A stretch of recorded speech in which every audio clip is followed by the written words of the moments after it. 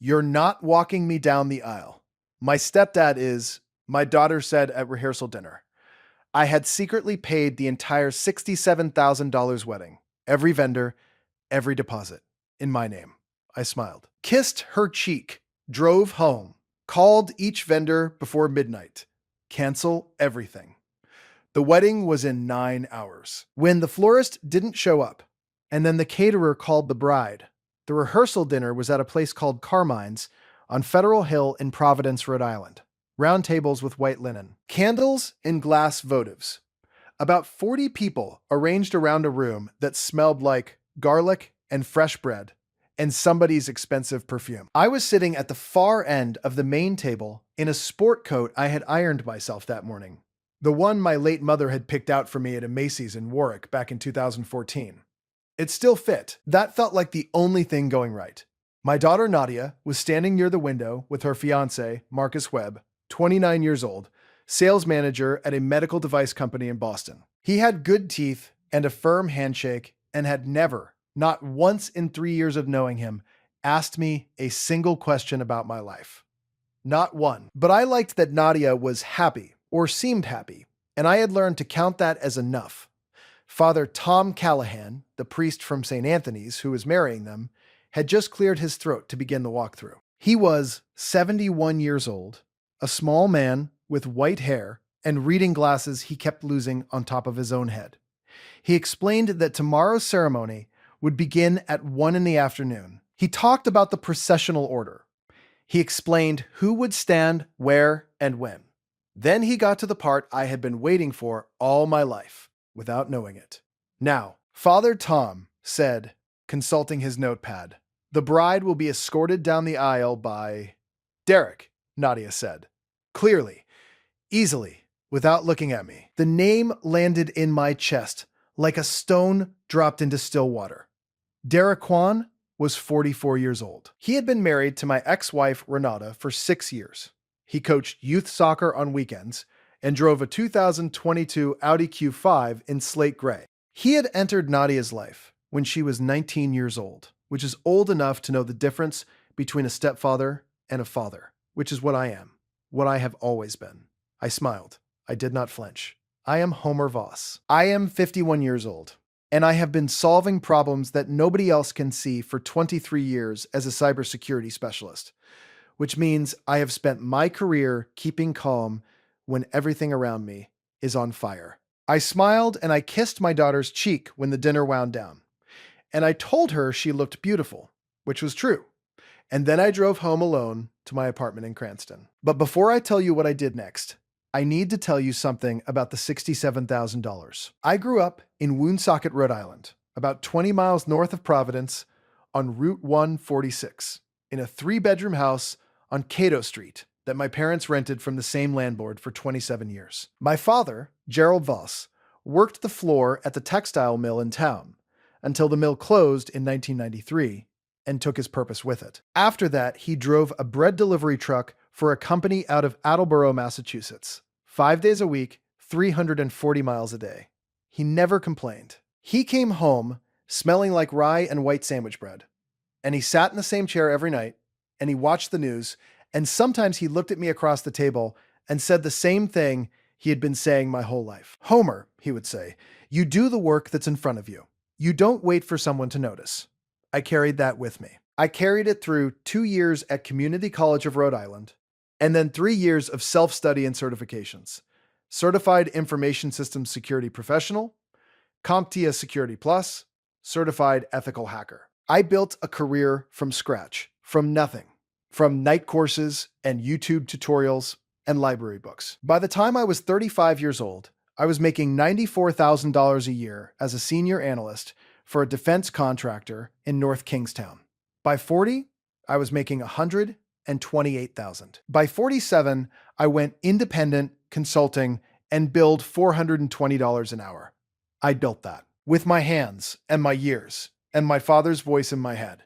Renata and I married when I was 26 and she was 24. Nadia was born in 1999 when I was 24 years old. We were happy for a while in the way that young people are happy, which is to say we were busy enough that we mistook motion for contentment. By the time Nadia was in middle school, Renata and I had grown into two different people who were polite to each other in the kitchen. We divorced in 2013. It was mutual and quiet and mostly without malice. The hard part was not the marriage ending. The hard part was watching Nadia fold herself into a new family while I drove to an empty apartment every other weekend. I did not make a scene. I do not make scenes. I showed up for every school play, every lacrosse game, every parent-teacher conference. I paid child support, and then some. I fixed Renata's furnace when it went out in January because Nadia was still there, and I did not want my daughter to be cold. I replaced the tires on Nadia's first car. I co-signed her student loans. I showed up. What I did not do was make sure she knew. I thought the doing was enough. My father raised me to believe that the work speaks, that you don't stand in the middle of the room announcing what you've carried. I think that was where I went wrong. When Marcus proposed to Nadia in October of 2023, she called me first. That mattered. She was crying, the good kind of crying, the overwhelmed, joyful kind. And she said, "Daddy, he proposed at the vineyard in Tiverton." And I said yes. I sat down right where I was standing. I said yes, she said again. And she laughed. I told her I was happy for her. I meant it completely. 3 weeks later, she came to my apartment in Cranston with a spreadsheet on her laptop and a face that was trying to manage two expressions at once, excited and already apologetic.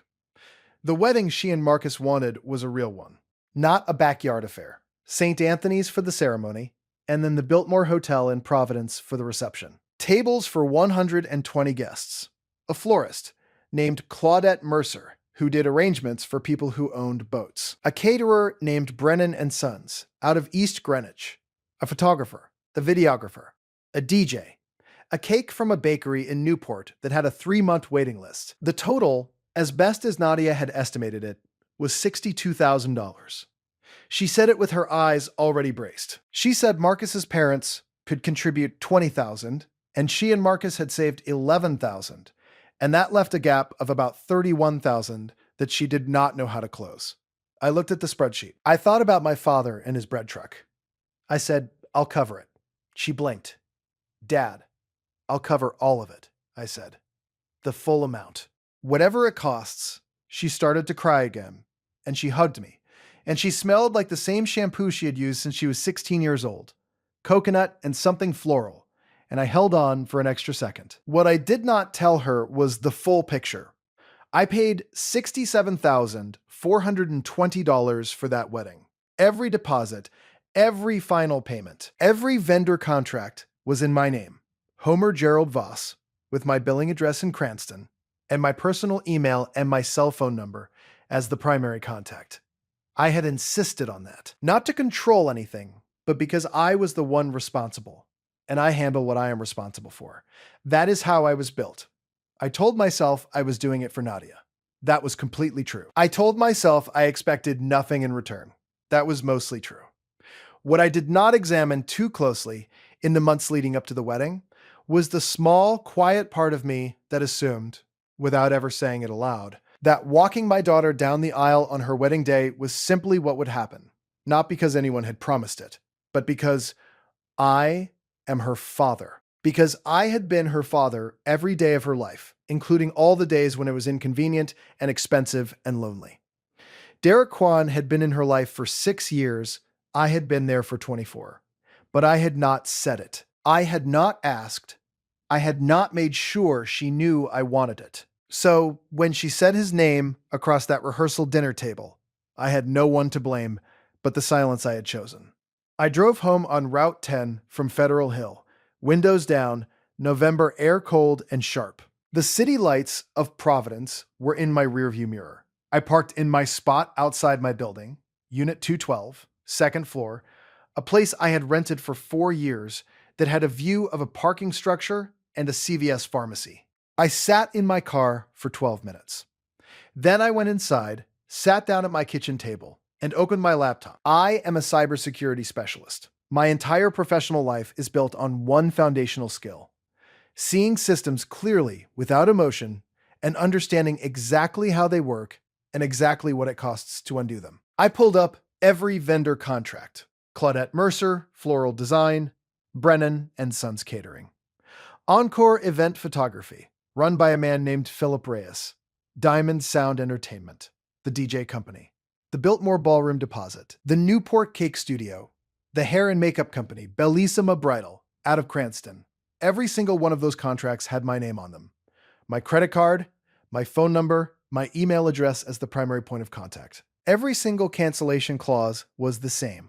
Written cancellation received by the vendor more than 9 hours before the event window constituted a full refund on any remaining unpaid balance, with deposits forfeited in most cases, but services fully canceled. The wedding was scheduled to begin at 1 in the afternoon on Saturday, November the 15th, 2024. It was currently 11:47 at night on Friday, November the 14th. I had approximately 1 hour and 13 minutes to cancel within the 9-hour window. I want to be precise here. I did not feel rage. I want you to understand that. I have felt rage before, and this was not it. What I felt was something older and quieter, something that had been building in my chest for 20 years, maybe longer, some accumulation of all the times I had done the work without announcing it and waited for someone to notice, and told myself that the waiting was noble. My father's voice was in my head. You do the work that's in front of you. I picked up my phone. It was 11:49 in the evening. I called Claudette Mercer first because the floral contract was the largest single outstanding amount. $14,200 in remaining payments that I had not yet released. She answered on the third ring, which surprised me. Her voice was groggy but not alarmed. The voice of a woman who had learned to answer calls from anxious clients at any hour. Claudette, I said, this is Homer Voss. I'm calling to cancel the web wedding order for tomorrow. Silence. Mr. Voss, she said slowly, do you understand that the arrangements are partially assembled? I have staff coming in at 5 in the morning. I understand, I said. I'm sorry for what that means for your team. I will honor whatever forfeiture the contract specifies, but I need to cancel the service. In writing, right now, by email, to confirm. Another silence. All right, she said. Her voice was careful and professional, the voice of a woman who had seen things. I'll send you a cancellation confirmation within 15 minutes. Thank you, I said. I called Brennan and Sons next. The catering contract had a weekend emergency line. A man named Gary Brennan, who I had met exactly once during the tasting back in August, answered and listened to me without interrupting. He asked me once if I was sure. I said I was. He said he would send written confirmation of cancellation and that the deposit of $8,000 was forfeited per the contract terms. I know, I said. Thank you, Gary. I called Philip Reyes at Encore Event Photography. His voicemail picked up. I left a clear, detailed message stating my name, the event name, the date, the time, and my cancellation request. And I followed it immediately with an email using the exact cancellation language from the contract. I called Diamond Sound Entertainment. I called Bellissima Bridal. I called the Newport Cake Studio, which had an after-hours number on their website that I would not have expected to work, and that a very confused young woman answered at 12:18 in the morning. By 12:37 in the morning on Saturday, November the 15th, 2024, I had contacted every vendor. I had email confirmation from 4 of them already, and voicemail records, plus sent emails for the other 3. I closed my laptop. I sat at my kitchen table in the quiet of my apartment, and I listened to the sound of the CVS sign buzzing faintly through my window. Then I went to bed. I am a man who can sleep when the work is done. My father was the same way. What I did not anticipate, and should have, was the timeline of discovery. At 7:22 in the morning, Nadia called me. I was already awake, dressed, drinking coffee I had made in the same 12-year-old Mr. Coffee machine I had owned since I lived with Renata. I looked at my phone. I let it ring 4 times. Then I answered. Dad. Her voice was strange, tight. Claudette just called me. Okay, I said. She said the flowers are canceled. She said you canceled them last night, at midnight. I did, I said. The silence that followed was the longest I had ever experienced with my daughter. Dad, she said again.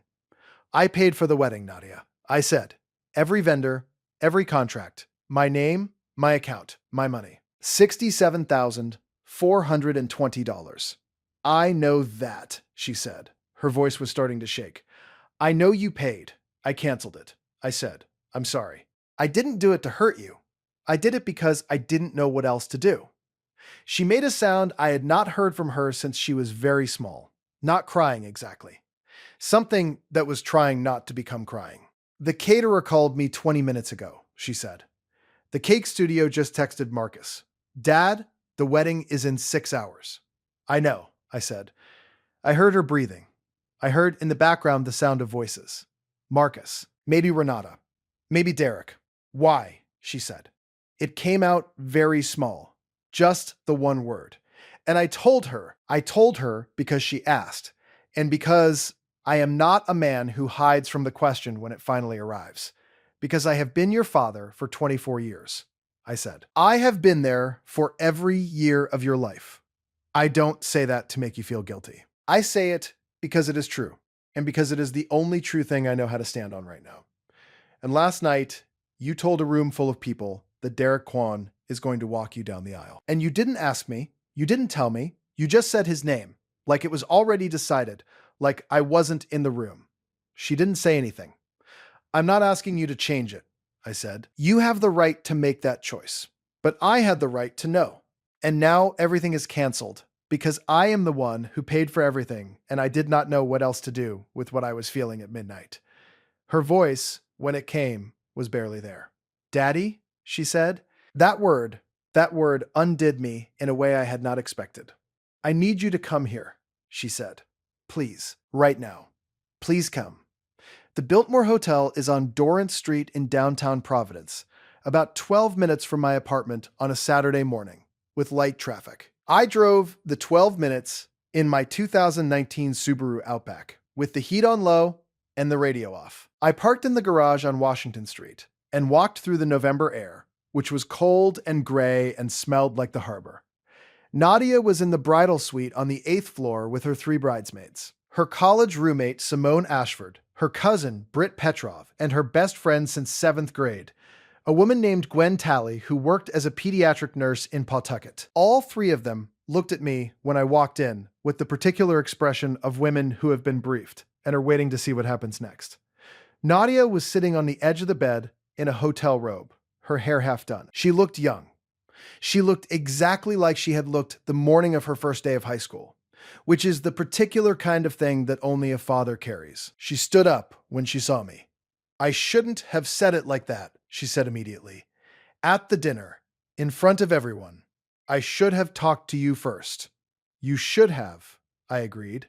I talked to Mom about it. She said you wouldn't mind. She said you'd understand. I processed that for a moment.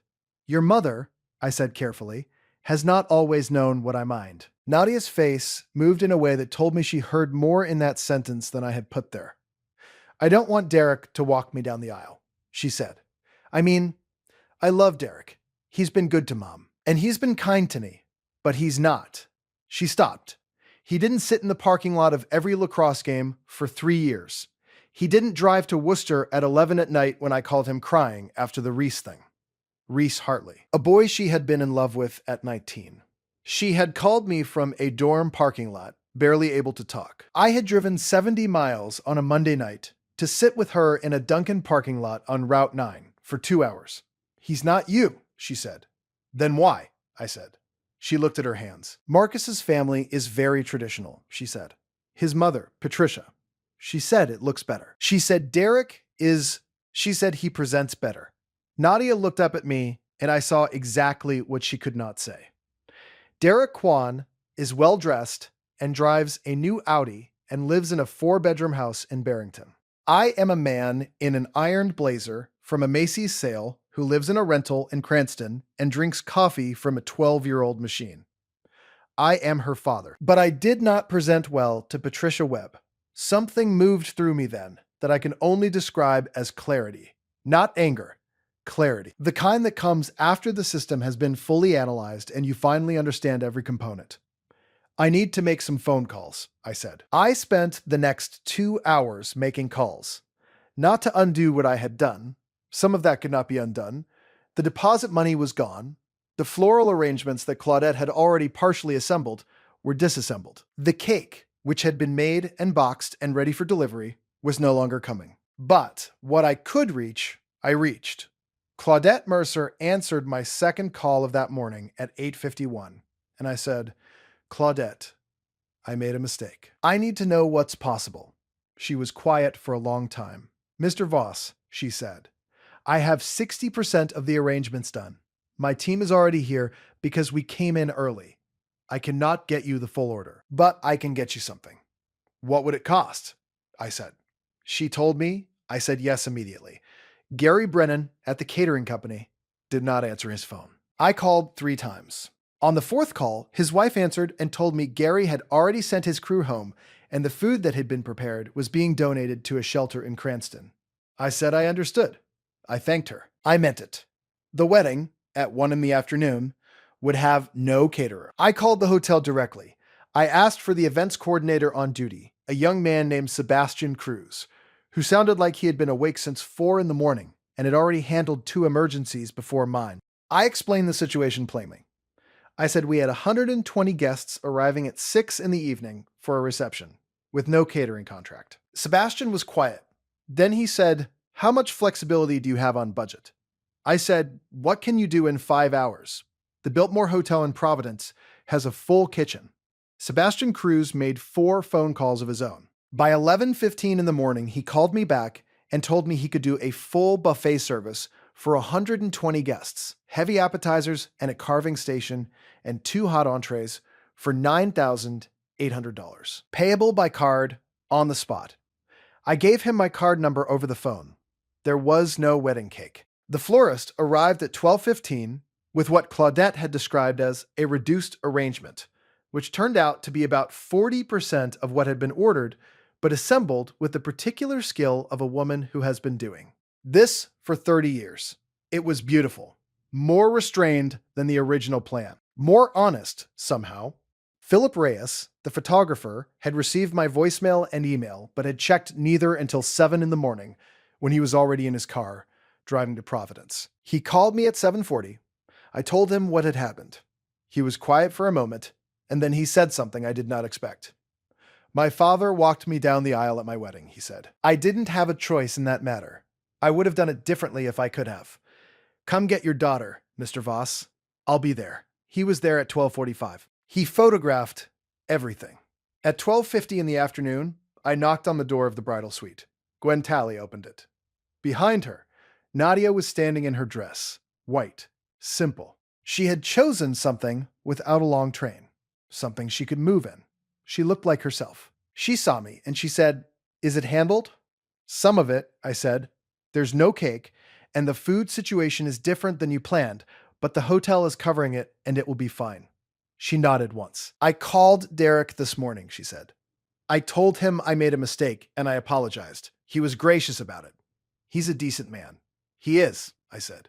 "He told me something," she said. "He said he assumed you'd asked me to consider him. That Mom had suggested it, but he thought you knew. He said if he'd known you didn't know, he would have said no."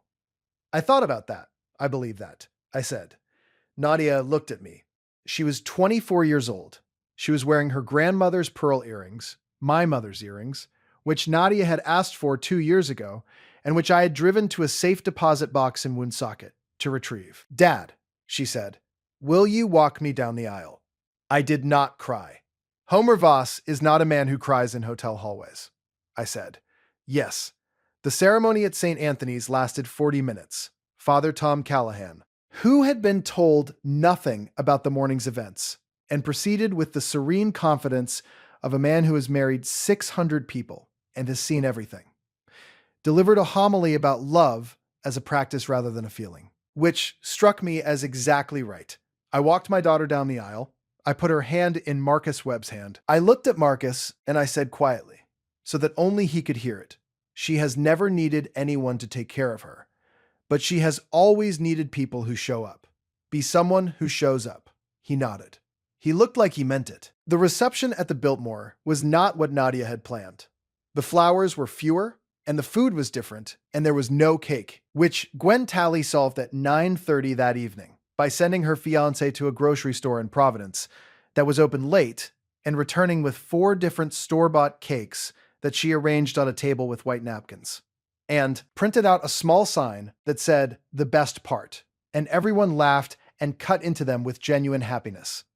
I sat at a table near the back with my brother Ray Voss, who is 47 and works as a facilities manager in Warwick, and his wife Donna, and we drank the Biltmore's house wine and watched Nadia dance with Marcus and with Renata and with Derek, and eventually, for a long time, with me. She put her head on my shoulder during the last song. She smelled like coconut and something floral. She said, "You canceled everything at midnight." "I did," I said. "That's the most dramatic thing you've ever done." "Probably," I said. "Don't do it again." "I won't," I said. It is now the 3rd of July, 2025. Nadia and Marcus are in their apartment in Boston, and they are expecting their first child in February. She called me 2 weeks ago to tell me, and I sat down in the same kitchen chair where I had opened my laptop on that November night, and I felt the room shift around me. My father, Gerald Voss, died in the spring of 2018, in a bedroom in Woonsocket with the window open and the sound of the neighborhood coming in. He never saw me walk Nadia down the aisle. He never sat at a table in the Biltmore and drank wine and watched his granddaughter dance. But he said something to me in the last good week before the end that I have thought about every day since. I was sitting next to his bed, and he was looking out the window, and after a long quiet, he said, "Homer, you always did the work. I want you to know I saw it." 8 words. I saw it. I have been thinking about what it costs a person to do the work without being seen. The years of it. The accumulated weight of presence without acknowledgement. I did not cancel that wedding because I was petty. I canceled it because $67,000 and 24 years of showing up had not been enough to earn the assumption that I would be the one standing at the end of that aisle. And the truth, the full truth, is that it had never been Nadia's fault. She had not learned to see what had not been named. I was raised by a man who believed the work speaks for itself, and I raised my daughter in the echo of that belief, which meant she grew up watching me do everything and hearing me say almost nothing about what it meant to me or what I needed. Derek Kwan had been present and expressive and engaged. He had said the words I had thought were unnecessary. He had occupied the emotional space I had quietly decided it was beneath me to claim. That was my mistake. Not the $67,000. Not the midnight phone calls. The 24 years of silence about what I wanted. My daughter needed to hear me say, "I want to walk you down the aisle." 3 words. I want to. That is all it would have taken. I have a framed photograph now on the wall of my apartment in Cranston. Philip Reyes sent me a print without charging extra. It is the moment just before we reach the altar, Nadia's arm in mine, both of us looking forward. My blazer, the one my mother picked out. Her grandmother's pearl earrings. The reduced floral arrangements. In the background, white and spare and honest. I look at it every morning when I make my coffee. I look at it and I think about all the things I never said out loud because I believed the doing was enough. And I think about my father saying I saw it, and how much it meant, and how long I waited to hear it, and how I almost passed that same silence down to my daughter like an inheritance neither of us asked for. Now I want to ask you something. Is there someone in your life who has been doing the work quietly, who has been showing up without announcement, who has been paying the bill that nobody sees? And have you told them plainly with words that you see it? And deeper than that, what have you been waiting for someone to notice about you that you have never said out loud? What have you done in silence that deserved to be spoken? What would it change if you said it first?